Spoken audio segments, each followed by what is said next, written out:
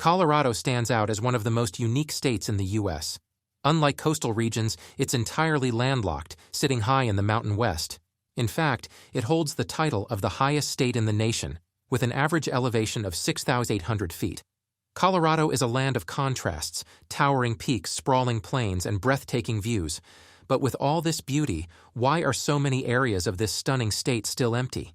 Before we dive into why parts of Colorado are so empty, let's take a moment to appreciate what makes this state amazing. Colorado is home to some of the most stunning national parks: Rocky Mountain National Park, Great Sand Dunes, and Black Canyon of the Gunnison, just to name a few. On top of that, there are 11 national forests, 2 national grasslands, and over 8 million acres of public land. For outdoor lovers, this state is a true paradise, with everything from majestic mountains to desert-like plains. However, despite this, much of Colorado remains empty. In fact, many of the state's counties have a population density of fewer than 5 people per square mile. Some areas are even more extreme, with fewer than 2 people per square mile. How did that happen? Let's find out. Speaking of landscapes, did you know that Colorado has one of the most diverse geographies in the country? The eastern part of the state is dominated by the Great Plains, where flat, grassy highlands stretch as far as the eye can see. This area is home to many farms and ranches with vast acres dedicated to wheat, sorghum, and cattle. It's also incredibly dry, with harsh weather patterns like strong winds and unpredictable rainfall. For many, these conditions make farming and ranching challenging, leading to lower population densities. The western part of Colorado, known as the Western Slope, is a region of incredible beauty. It stretches from the western side of the Rocky Mountains all the way to Utah. Here you'll find picturesque ski towns like Aspen and Vail, nestled between snow-capped peaks and arid desert landscapes. But there's a catch. The isolation, difficult terrain, and harsh winters make it tough for people to settle permanently. Take the Wyoming Basin, a flat plateau in northwest Colorado, beautiful, but its dry climate and rugged terrain keep populations small. But before we dive too deep, let's rewind to Colorado's early history. Long before statehood, this land was home to indigenous peoples for over 13,500 years. Later, the Spanish Empire claimed it as part of Nuevo Mexico. After the Louisiana Purchase in 1803, the U.S. took control of the eastern part of modern-day Colorado. Then, after the Mexican-American War ended in 1848, the Treaty of Guadalupe Hidalgo brought the western and southern regions under U.S. control. Fast forward to 1858, when gold was discovered along the South Platte River. This discovery triggered a gold rush, and soon enough, settlers flocked to the region. But with this influx of settlers came conflict. Many Native American tribes were displaced and forced onto reservations as Colorado's population grew. Despite the boom, much of Colorado remained, and still remains, wild, rugged, and sparsely populated. Colorado became an official state in 1876, just in time to earn the nickname the Centennial State, because it was admitted to the Union 100 years after the signing of the Declaration of Independence. Now that you know a bit about Colorado's history, let's zoom in on why so many areas are still empty, starting with the Eastern Plains. As we mentioned, the Great Plains take up the entire eastern portion of the state.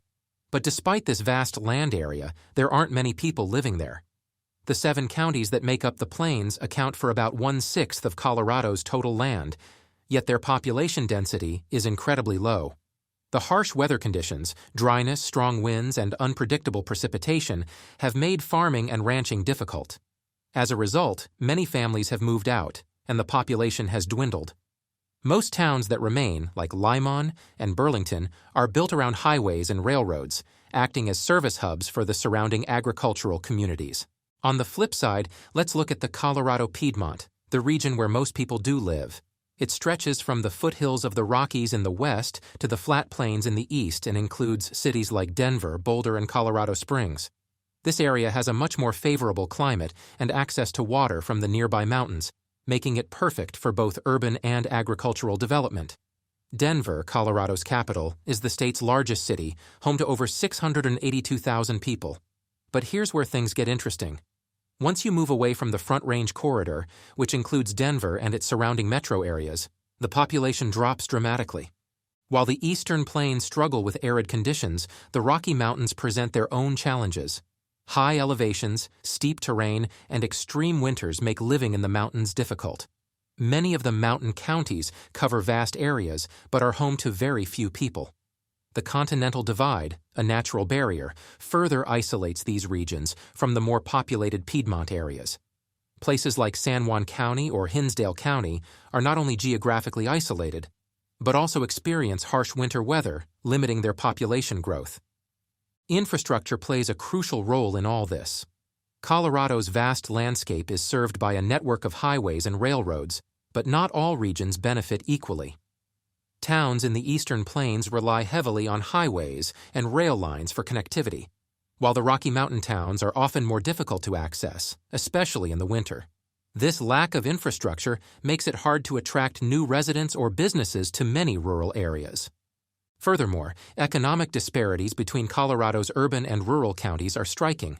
Urban counties like Arapahoe have a per capita income more than 3 times higher than that of rural counties like Conejos. This gap in income affects everything from healthcare to education and public services.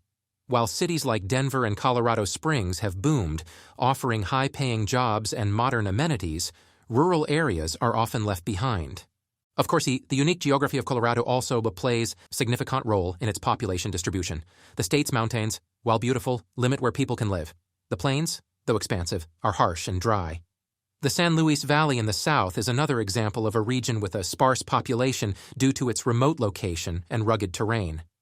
Even though it's the headwaters of the Rio Grande, the valley's isolation and high elevation make it less appealing for settlement. While areas like Denver and the surrounding Front Range continue to grow rapidly, the rest of the state remains largely rural and empty. Ski towns like Aspen and Vail attract tourists year-round, but their permanent populations remain small. And while the western slope has some thriving energy production, much of it is sparsely populated due to the rugged terrain and arid climate. Ultimately, despite Colorado's undeniable beauty, the state's diverse and challenging geography explains why so few people live in certain regions. From the dry, windy plains of the east to the snow-capped peaks of the Rockies, the environment poses significant challenges for permanent settlement. It's no wonder that most Coloradans have chosen to live in the more favorable regions of the state, leaving vast stretches of land practically untouched. So, while Colorado's mountains, plains, and valleys continue to dazzle visitors and adventurers alike, it remains one of the least densely populated states in the country.